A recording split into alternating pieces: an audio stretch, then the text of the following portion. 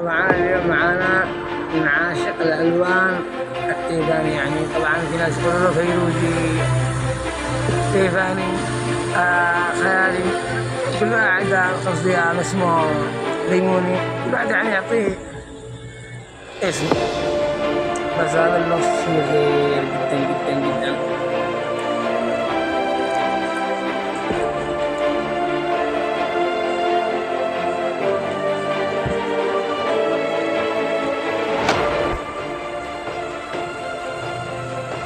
ايش التطورات هذا يا عم؟ ايش التطورات؟